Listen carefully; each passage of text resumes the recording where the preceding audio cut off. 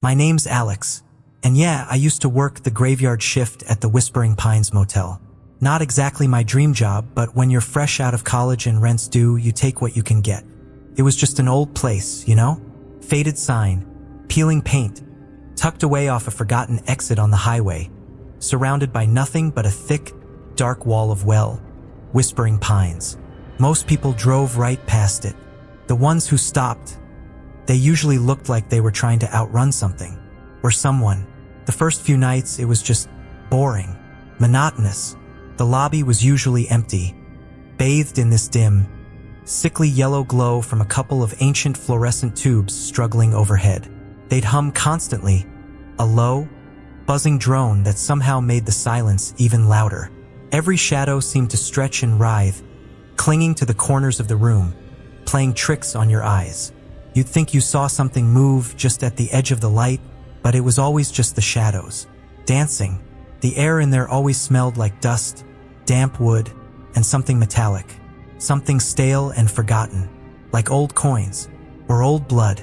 My only real company was the mournful creak of the building as the wind sighed through the trees outside, and the occasional frantic flutter of a moth against the single, weak lamp on my desk. Every little sound felt amplified. Every floorboard groan, every drip of rain against the window. It made your skin prickle, made you feel watched. Then I found the rulebook. It wasn't a standard employee manual.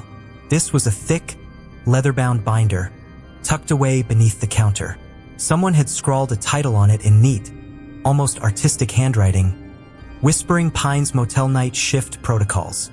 I figured it was just an eccentric owner, some quirky little traditions. I even chuckled, at first, as I started flipping through the pages. The faint light from my desk lamp barely cut through the gloom, making the shadows around me even deeper, even longer. But then I started reading, and my chuckle died in my throat. These weren't normal rules, not even close. They were handwritten, line after line, detailing specific, impossible instructions. Things like, do not, under any circumstances, respond to a knock on room 207 after midnight. Or, if you hear a child crying from the vacant room 112, ignore it. Do not investigate. And the one that really got me, the one that made my blood run cold, was this: never ever acknowledge the third knock, no matter what it sounds like, no matter what it says. I sat there, the binder heavy in my hands, the page staring back at me, the words blurring under the weak glow of the lamp. The wind outside picked up, rattling the old window pane, making the shadows behind me jump. My breath hitched. My heart started to hammer, a frantic rhythm against my ribs. Because the more I read, the less I thought it was a joke. The less I thought it was eccentricity. And the more I realized, those weren't just rules. They were warnings. And I was alone, in that quiet, forgotten place, with them, and I had to follow every single one. Or else, it started like any other job. You know how it is. You're looking for work, something steady, something that just pays the bills. I was Alex, late 20s, a bit adrift, trying to figure things out. When the ad popped up for a night receptionist at the Whispering Pines Motel, it felt like a small, quiet miracle. Isolated, sure, way out on the fringes of town, but that was part of the appeal. Peaceful, even. That's what I told myself, anyway. That's what it seemed like at first. The place itself was charming in an undeniably vintage kind of way. 2 stories of faded yellow siding and dark green trim, nestled deep in a stretch of road you wouldn't really take unless you meant to be there. Towering pines, thick and ancient, loomed around it, casting long, shifting shadows that always seemed a little darker at dusk, even on a clear day. The air out here, away from the city glow, always held a faint, clean scent of pine needles and damp earth. Inside, the lobby, with its slightly worn but still sturdy furnishings, smelled faintly of lemon polish and something else. Something deeper, musty, like old paperbacks left unread for decades or the lingering echo of forgotten dreams. But it was clean, tidy, and blessedly empty, especially at night. My shift started at 11 p.m. For the most part, it was a ghost town. 1 or 2 late check-ins, usually weary travelers just passing through. A few calls about fresh towels or the Wi-Fi password. Then, nothing. Just the low, persistent hum of the fluorescent lights above the counter, casting a slightly sickly yellow glow on the beige walls. The only other real sound was the distant drone of an 18-wheeler far off on the highway, a faint, lulling rumble that barely registered, or the whisper of wind sifting through the pines, rustling the leaves against the windows, a sound that, if you weren't paying attention, could easily be mistaken for something else. It was just me, and the quiet, and for weeks that felt all right, felt normal, a comforting, predictable kind of solitude. I'd read books, listen to podcasts through one earbud, sometimes just stare out the window at the empty parking lot, the dark silhouette of the trees, feeling a strange sense of peace settle over me. My supervisor, a guy named Gary, had been there for years, always wore a perpetually tired expression, like he hadn't slept since the 90s, his eyes perpetually bloodshot.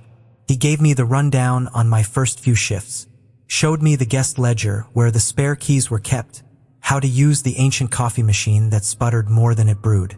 Standard stuff. Mundane, really.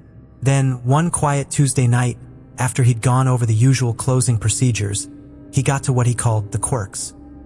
He leaned against the worn veneer of the counter, scrubbing a hand over his face with a rasping sound. The harsh overhead light caught the dust motes dancing lazily in the stale air between us.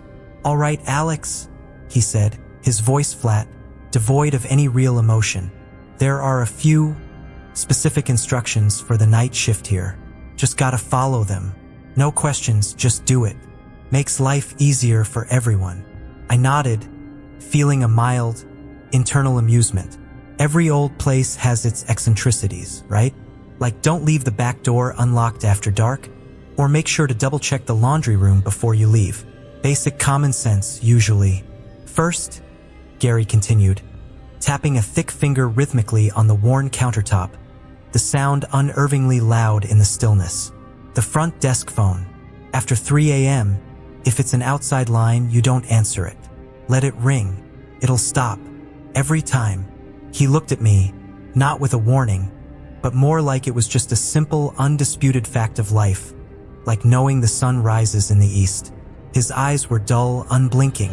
Okay, that was weird, but maybe persistent telemarketers? Or an old, forgotten prank number from decades ago. I shrugged internally, a small, dismissive gesture. "Got it. Ignore the phone after 3. Weird, but okay. Good. Next. Room 13. We don't book room 13. Ever. Stays empty. Always. And you don't go near it. Especially after midnight. You just leave it be." He pointed a stubby finger vaguely down the dimly lit hallway leading to the guest rooms. The hallway was always silent. The carpet a muted, forgotten pattern, the doors identical, bland, anonymous. That one gave me a more distinct pause. Room 13? Unlucky, I guess? Maybe a maintenance issue they simply couldn't be bothered to fix, or a particularly bad pest problem. It still wasn't the strangest thing I'd ever heard, but it had a peculiar edge.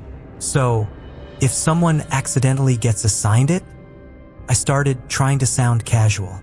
Gary cut me off, a little sharper this time, his voice losing some of its flatness. "No one accidentally gets assigned it, Alex. It's blocked in the system. Has been for years. Just make sure. If you ever see that door even a crack open, just shut it. Don't go in. Understand?" His gaze was steady now, and for the first time, I felt a prickle of something undefinable. I nodded again, a flicker of something unsettling stirring in the pit of my stomach. Still, I pushed it down. Just strange policies, maybe a previous incident that led to these rules. A cautionary tale, perhaps, or a local legend they tried to humor. "And finally," Gary said, pushing himself off the counter, his movements slow, deliberate, as he headed towards the back office door.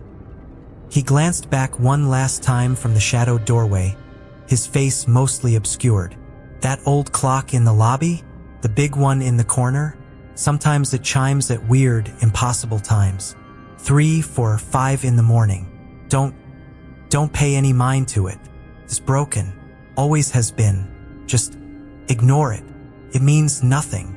Then he was gone, the click of the office door echoing slightly, leaving me utterly alone in the suddenly vast, silent lobby. The faint scent of pine from the air freshener by the door seemed a little sharper then, almost acrid. That ancient, groaning grandfather clock in the corner, which I'd barely noticed before, seemed to tick a little louder, its pendulum swinging with an exaggerated, deliberate rhythm. I looked down the dark hallway, wondering about room 13, the empty space behind its door. My initial calmness, that comfortable sense of routine I'd built over weeks, it felt stretched, thinner, like a sheet of ice just barely holding a fragile surface over something deep and dark. It wasn't outright fear yet. Not really. Just a quiet, simmering awareness that something here was genuinely different. Something was waiting. My first real night shift at the Whispering Pines. The air had a strange, heavy quiet to it that evening. I remember watching the last sliver of sunlight vanish behind the tall pine trees that gave the place its name. Long shadows stretched across the lobby carpet, making the worn patterns seem to writhe. It was just me, the old register, and a silence that felt too deep for comfort. I'd been given the rundown on the rules, of course. The owner, Mr. Henderson, a man whose eyes always seemed to be looking over your shoulder, had rattled them off like a tired mantra. Asterisk, keep the lobby well lit. Don't wander. Don't acknowledge noises from unoccupied rooms. And never, under any circumstances, approach room 12. Asterisk, I'd nodded, half listening, figuring it was just quirky old motel nonsense.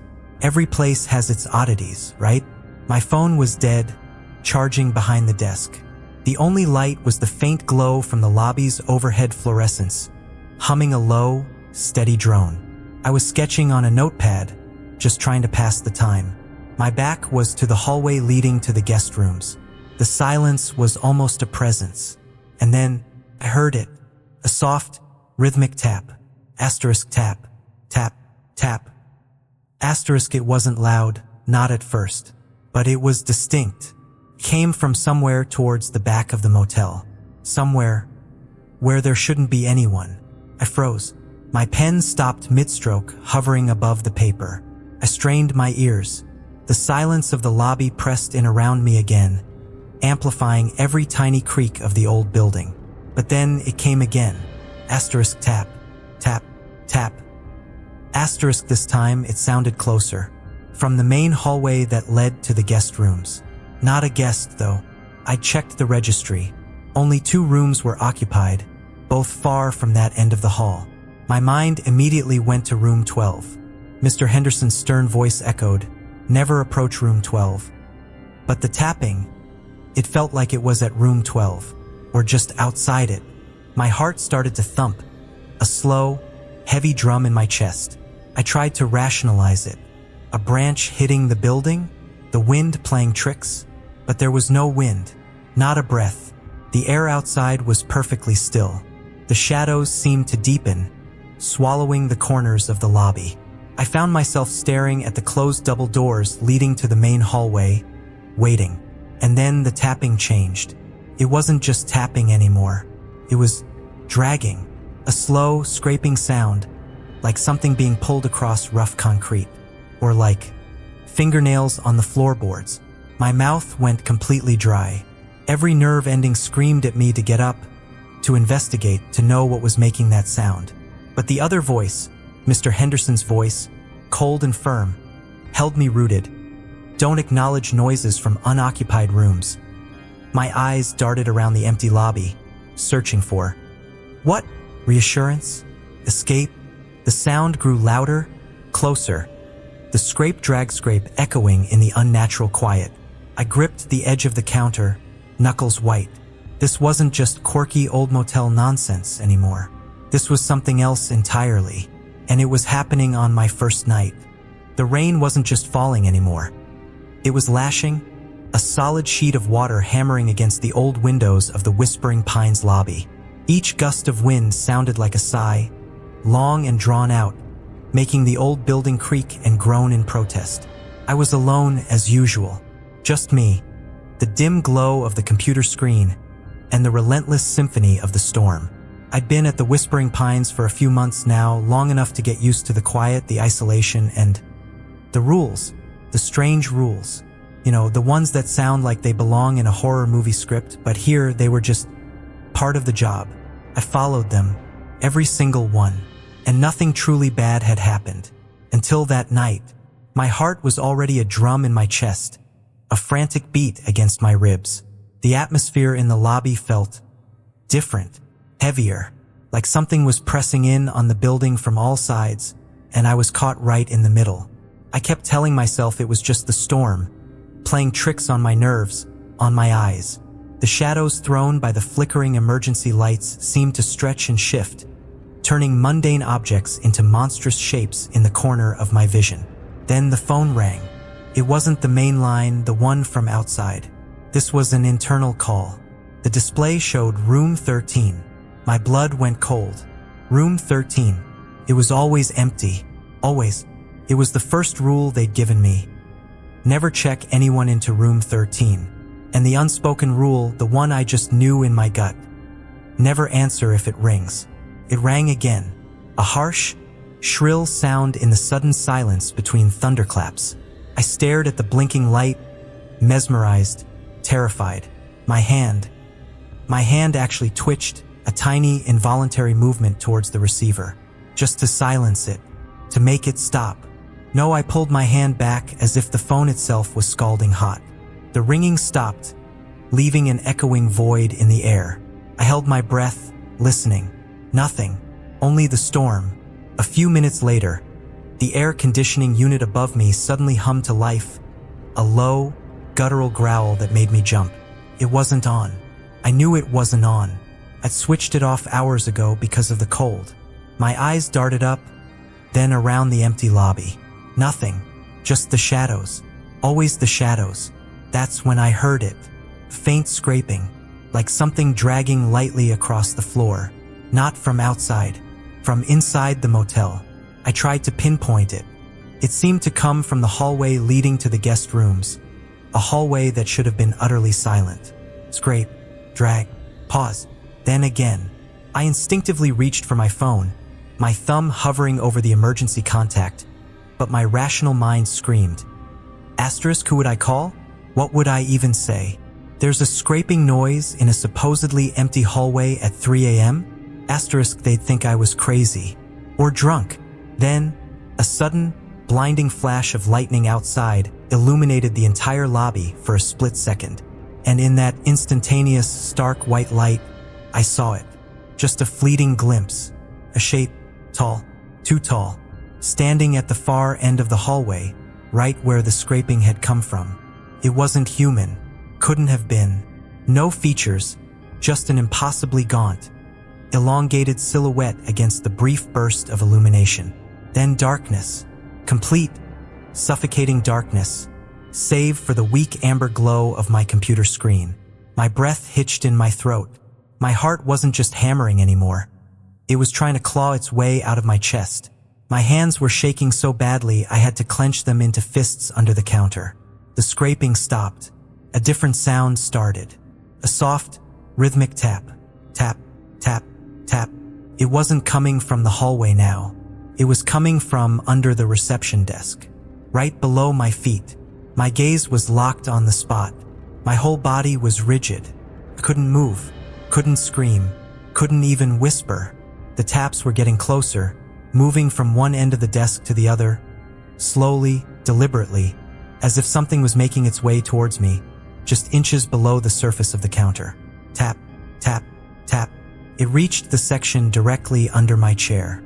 I felt a faint vibration through the floor, through my shoes. Paused. Then, a single, incredibly soft, cold touch. A pressure on my ankle.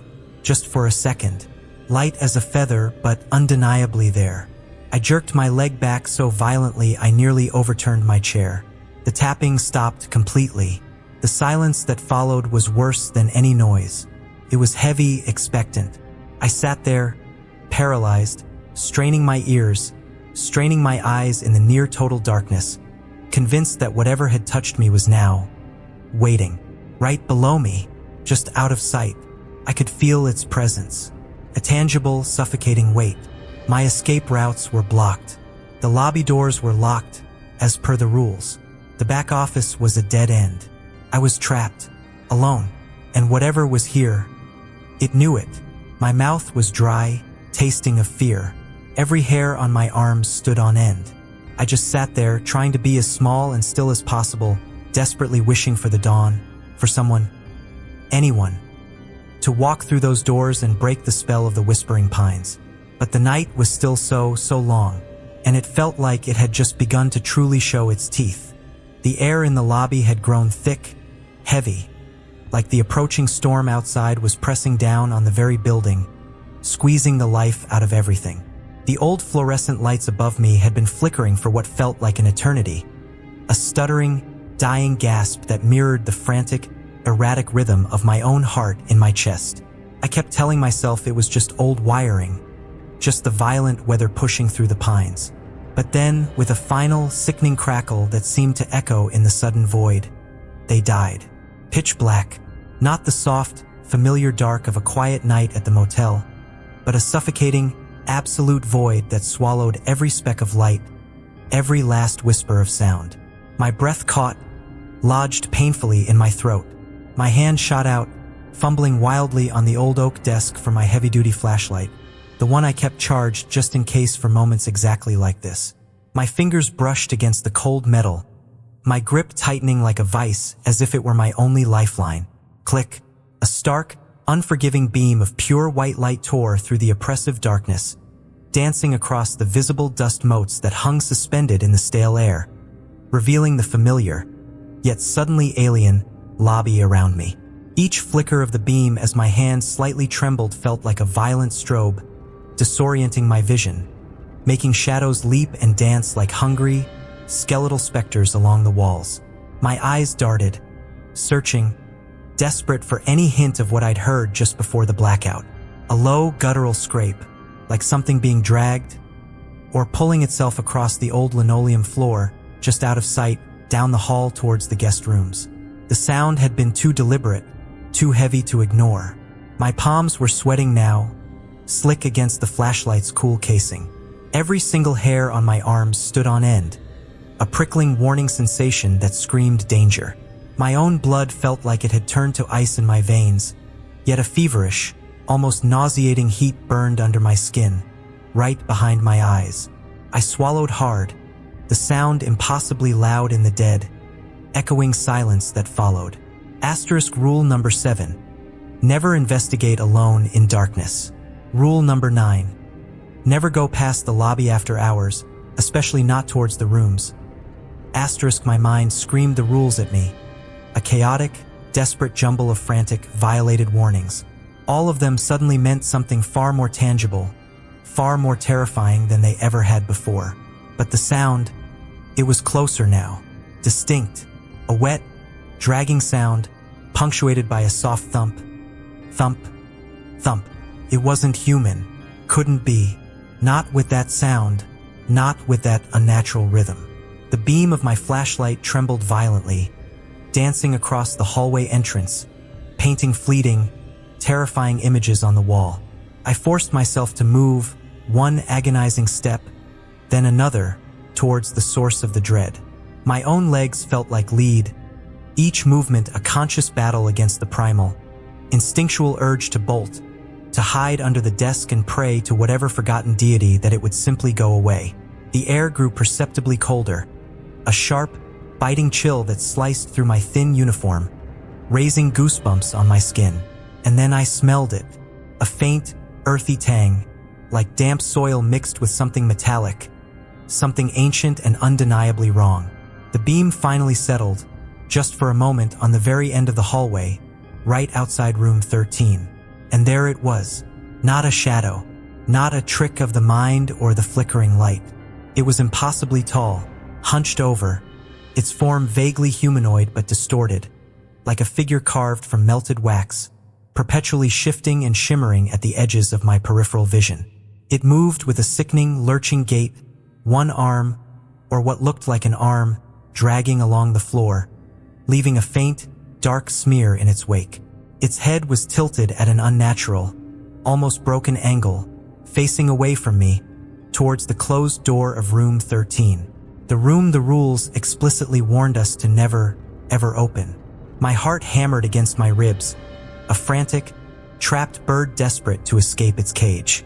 My mouth was dry, tasting of pure, unadulterated fear and stale, metallic air. Couldn't scream, couldn't move a single muscle. I was completely frozen, my flashlight beam the only thing connecting me to this nightmarish reality, the only thread keeping me from shattering completely. The thing, it stopped.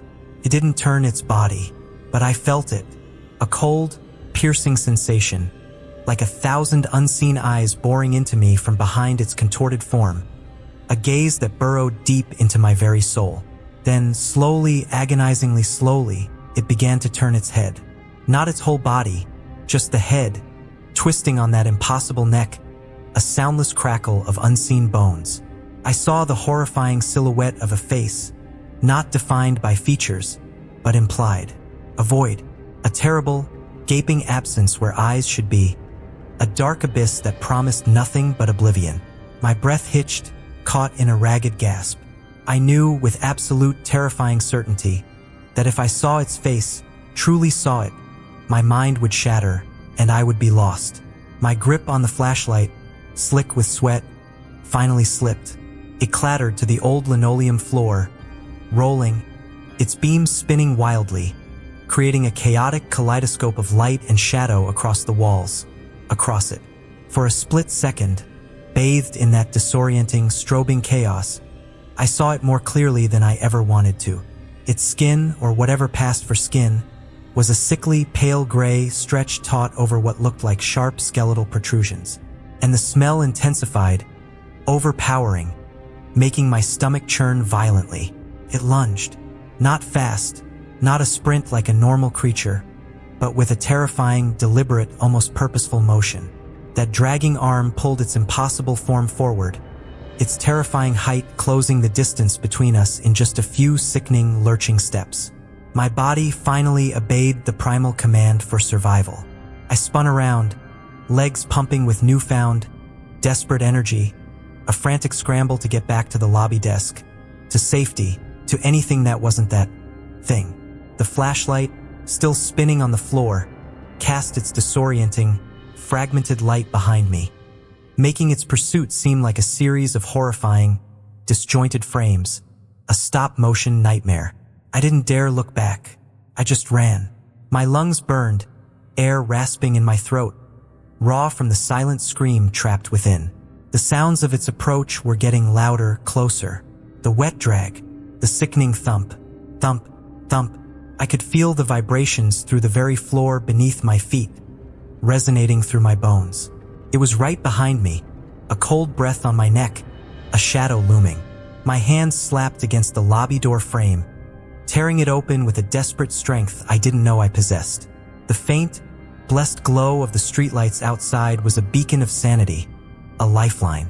I burst through, slamming the heavy door shut behind me with every ounce of strength I had left. The echoing thud reverberated through the empty motel, a final, thunderous punctuation mark, followed by an immediate, chilling, absolute silence from within the building. I leaned against the door, trembling violently, gasping for air, my mind reeling, struggling to process what I had just witnessed. My blood was roaring in my ears, a frantic symphony of pure adrenaline and terror. The cold, unyielding door handle was digging into my back. I squeezed my eyes shut, trying to banish the image, the feeling of that twisted, ancient presence from my memory. But I knew what the rules were for now, and I knew that somehow tonight one of them had been broken, and it had finally come for me, or worse, it had come for them, and I was all that stood between them and whatever unspeakable horror lurked inside Whispering Pines. The first faint gray of dawn bled through the reception window, not gentle, but sharp. A sterile, almost clinical light that seemed to strip away the shadows, and with them, the last vestiges of the night's terror. Or so I wished. My body was a leaden sack of aches and tremors. My eyes burned, gritty and red-rimmed from the sleepless hours spent rigid with fear, every nerve ending screaming. I pushed myself up from the chair, the cheap fabric groaning under my weight. My legs felt alien, stiff and reluctant to obey. I moved around the small lobby, mechanically. The coffee machine gurgled, oblivious. The fake plant in the corner stood motionless. Everything looked normal, but it wasn't. Nothing was normal. Not after what I'd seen, what I'd heard, what I'd felt clawing at the edges of my sanity. The air still tasted metallic, like fear. I could almost smell the stale dread clinging to the upholstery, to the dust motes dancing in the cold morning light. I ran a hand over the counter, the smooth laminate feeling strangely foreign, as if my senses were hyper-tuned, but distorted. Every creak of the old building, every distant car passing on the highway, made me flinch. My heart hammered, a frantic drum against my ribs, refusing to settle. I glanced at the clock. Almost 7 a.m. Day shift would be here soon. How was I going to explain this? No, how was I going to pretend this hadn't happened? My reflection in the dark glass of the window showed a stranger. Pale, gaunt, eyes wide with a residual, frantic terror. A permanent stamp of the night. I started the routine tasks, tidying up the magazines, wiping down the counter. My hands shook so hard I nearly dropped the spray bottle. The movements were automatic, a fragile tether to the mundane world. But my mind was still back there, trapped in the darkness, replaying the chilling whispers, the inexplicable shadows, the feeling of being watched, hunted. The rules, the strange, terrifying rules. They weren't just quirky instructions from Mr. Abernathy. They were a shield, a thread I'd clung to by my fingernails in the dark. And I knew with absolute certainty that I had barely made it. I was alive, yes, but something inside me had been profoundly, irrevocably changed. The front door chimed, the familiar sound jarring me back to the present. Sarah, the morning receptionist, walked in, cheerful and oblivious. "Morning, Alex. Rough night?" she asked, her voice light. I forced a weak smile, a mask over the gaping abyss in my chest. "You have no idea," I muttered, my voice raspy, barely a whisper. She just laughed. As I walked out into the biting morning air, leaving the Whispering Pines behind for the moment, the world felt too bright, too loud.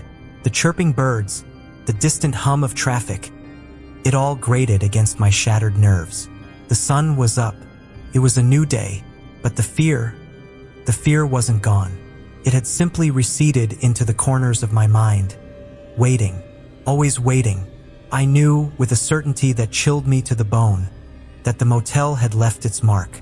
A part of me was still back inside, forever locked in that terrifying, rule-bound darkness, and I wondered if I would ever truly escape.